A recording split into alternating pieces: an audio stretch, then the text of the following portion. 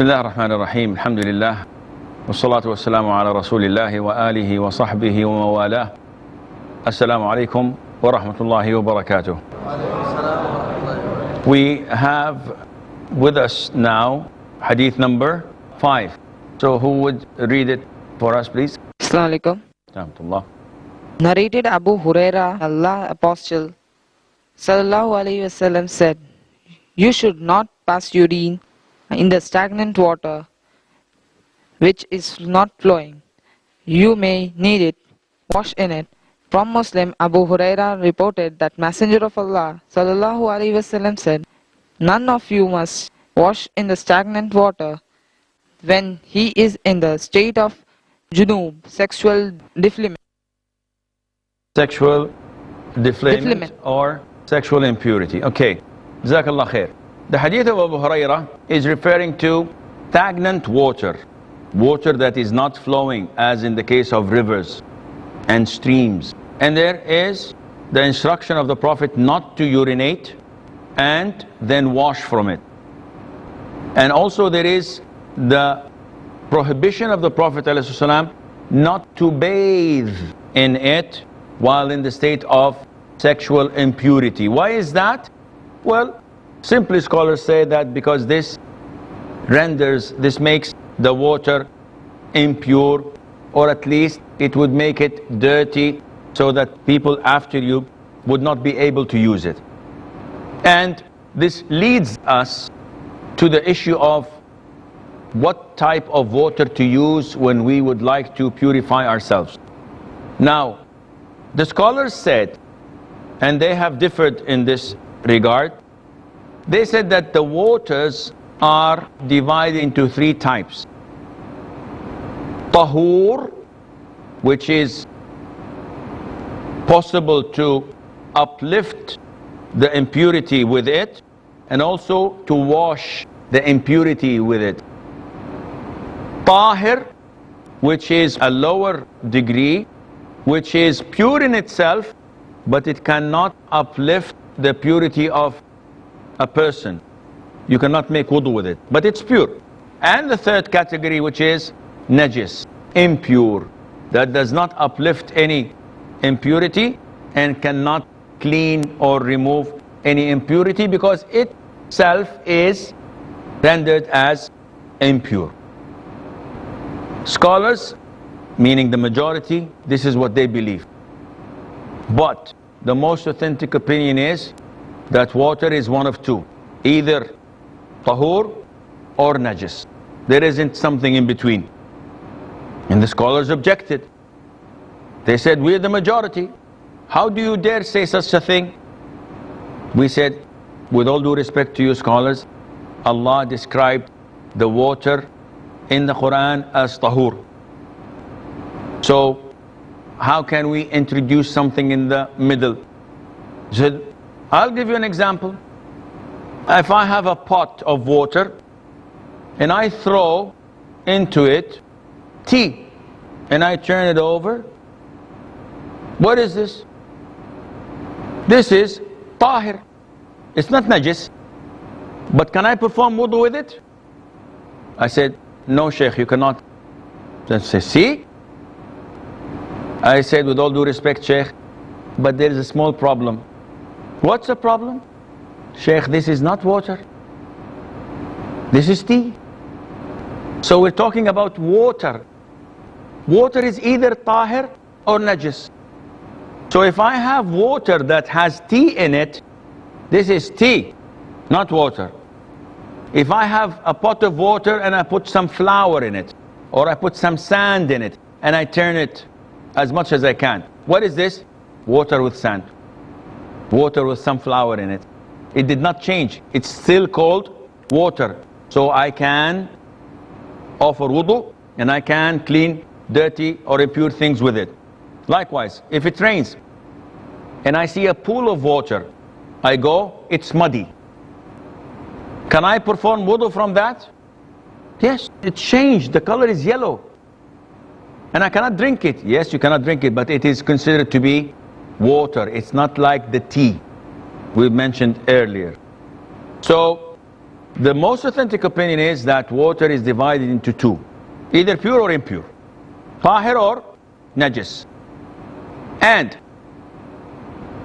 the Prophet is indicating to us stagnant water, which made scholars talk about the quantity of water that can be considered impure if an impurity falls in it, or pure if not.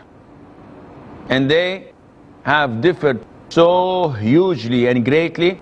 If you open the books of fiqh of the Shafi'i, of the Hanafi, of the Hanbali, of the Maliki, I would be lost. They're saying it should be 10 armful by 10, and they did not speak about the depth, and they did not speak about this and that. Why? Because there are a number of hadith that govern this.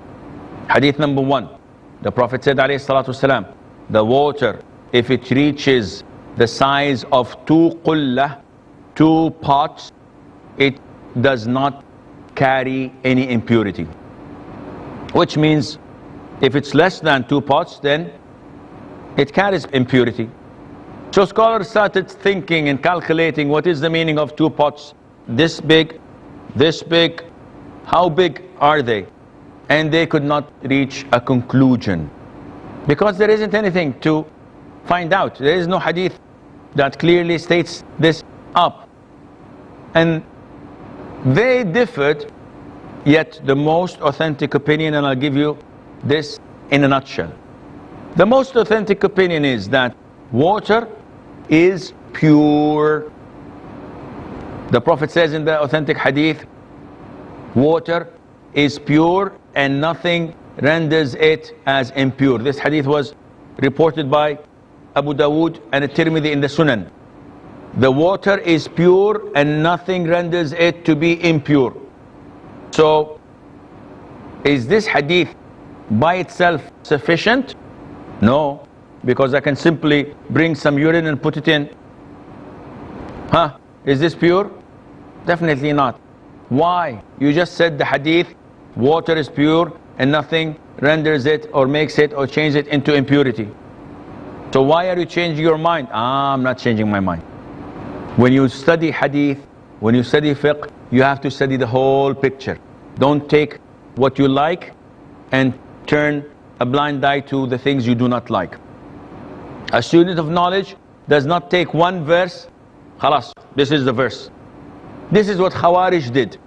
This is all the deviant sects had done. They take one part and this is it. We follow that. Okay, what about the rest? No, we care less. We care less about it. This is wrong. The Prophet ﷺ, in another hadith, said that water is pure unless changed by an impurity that affected its taste, its color, or its smell. However, this hadith is weak. Sheikh, as long as it's weak, why are you saying it?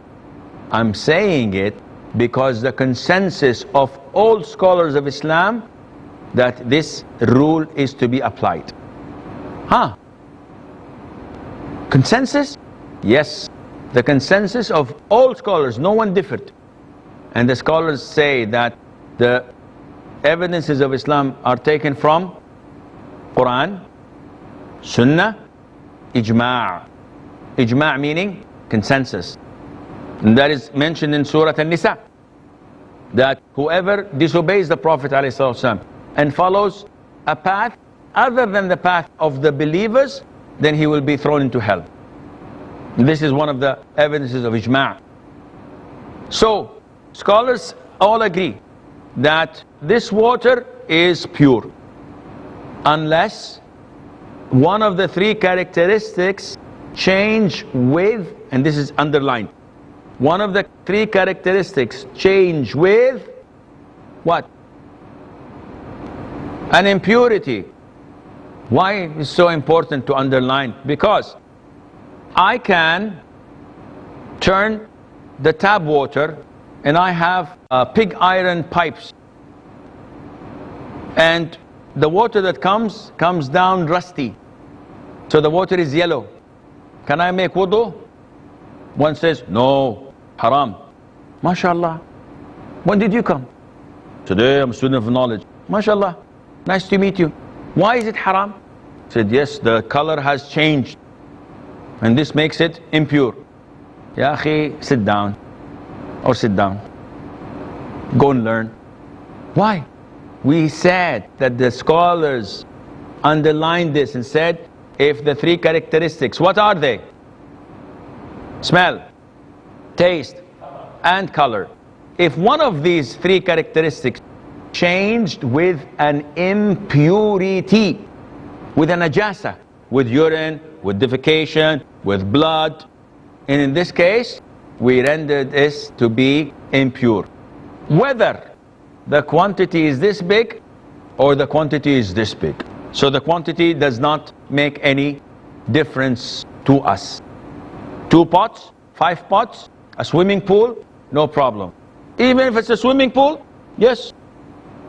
How many children go in the swimming pool and in the swimming pool say,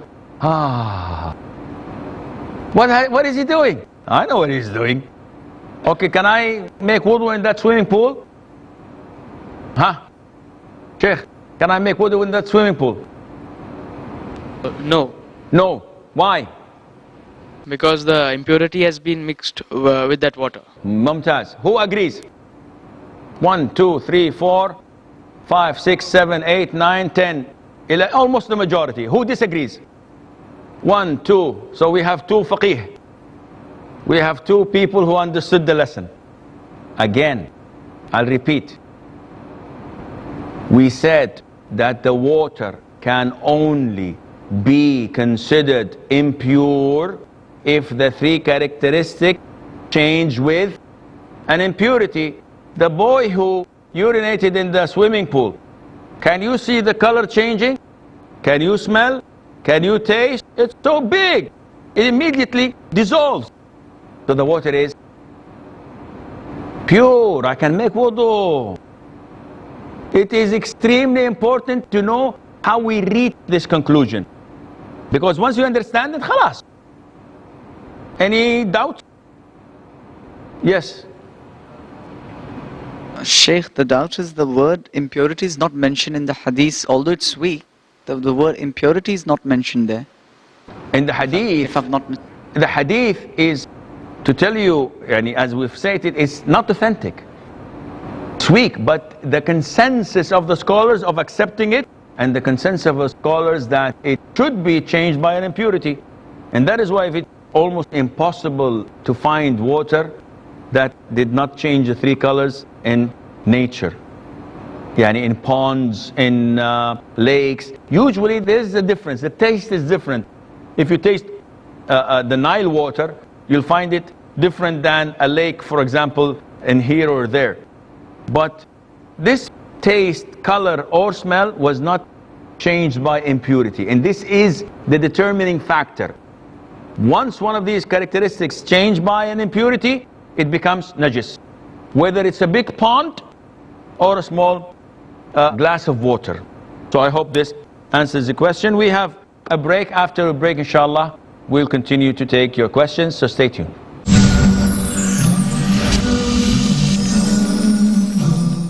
Assalamu alaikum and welcome back. So, we're still discussing the water and the hadith where the Prophet says, do not urinate.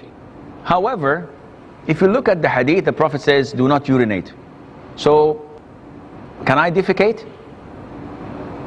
It's okay for me if I defecate in that water, in the stagnant water. Why? The Prophet said only do not urinate. This in fiqh, it's called qiyasul awla, which is measuring things to whatever is on top of that, in the sense that Allah says in the Quran, do not say to your parents, uff. So someone comes and says, I'm going to slap my father. Wow, haram, major sin. No, Allah said don't say uff. Allah said the least.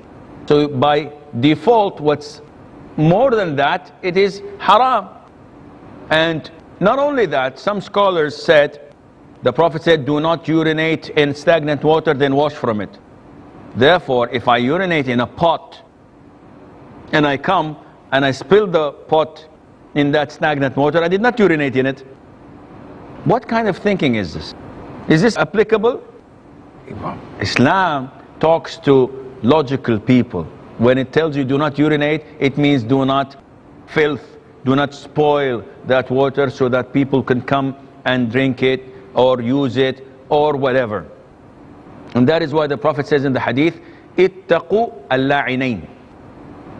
Be aware of the two things that cause cursing to come and fall upon you. What are they?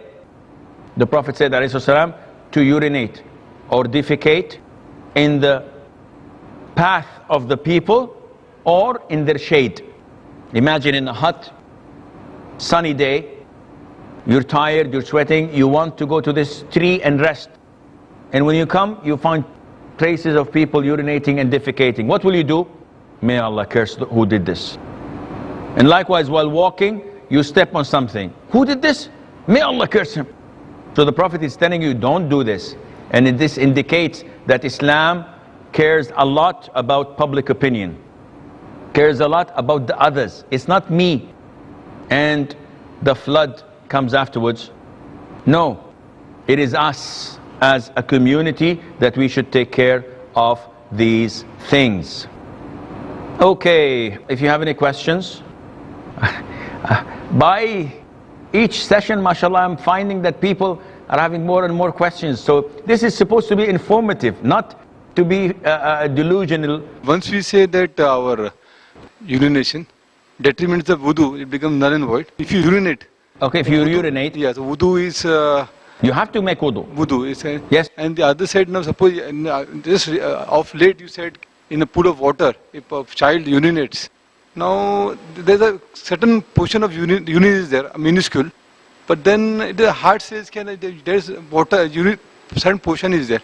Okay. So how do we, set in the If mind? you follow your heart, you will be doomed.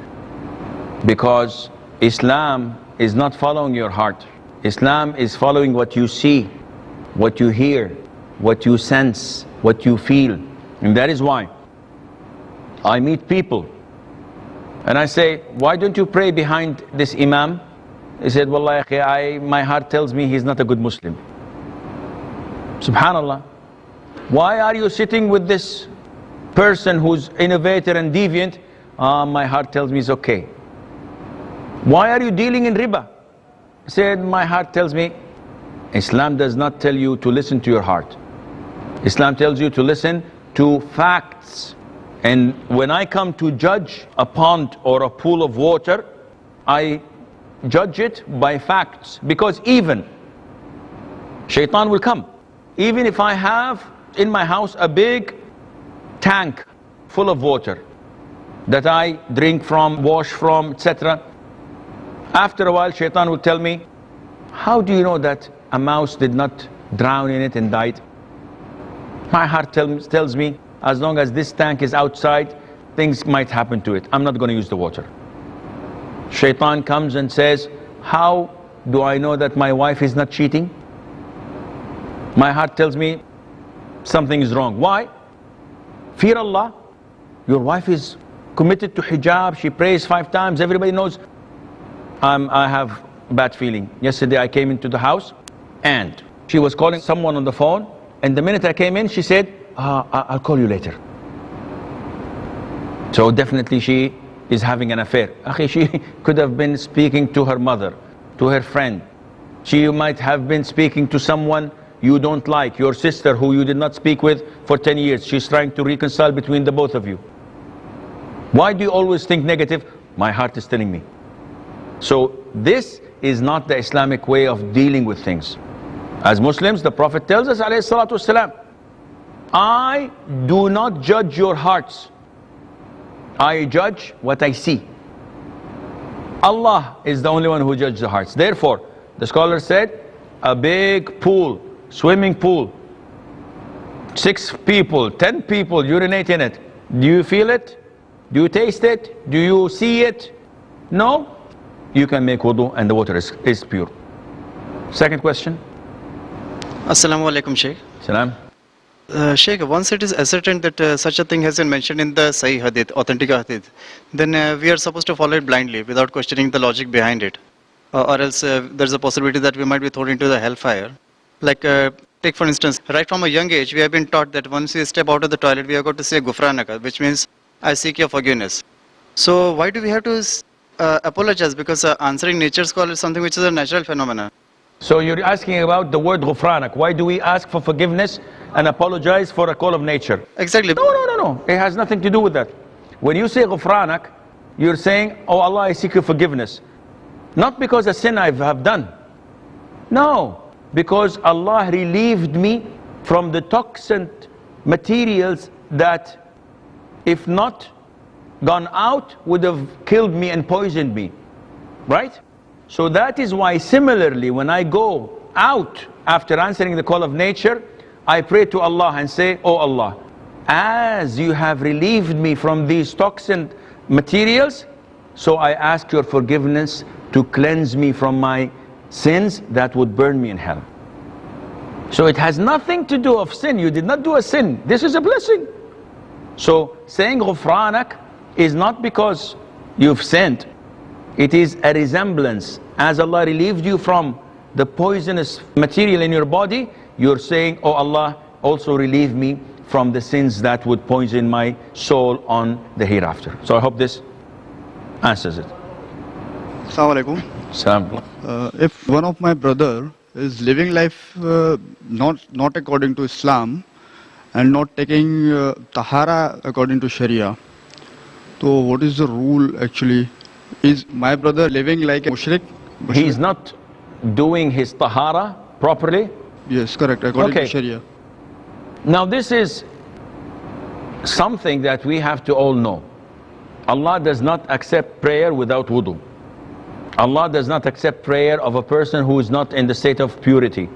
So if your brother or this relative of yours is not in compliance with the Quran and Sunnah, so he does not purify himself, he urinates without washing, without using toilet paper, maybe he does not pray at all, then in this case he's not a Muslim. And that is why we will come to, inshallah, pass by a hadith that deals with purifying yourself from urine when you urinate. But if a person does not pay any attention to the purity, this means that he doesn't pray. And if a person does not pray, he is a kafir. Whether he believes in prayer, or he is lazy, or he doesn't believe in prayer at all, he is a disbeliever. Because the only thing, the only form of worship that the companions all agreed upon, that abandoning is kufr, is prayer.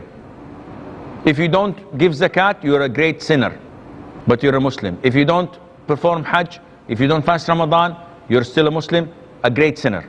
If you do not pray, then you are not a Muslim. And with this we conclude our session. Until we meet next time, fi amanillah. Wassalamu alaikum wa rahmatullahi wa barakatuh.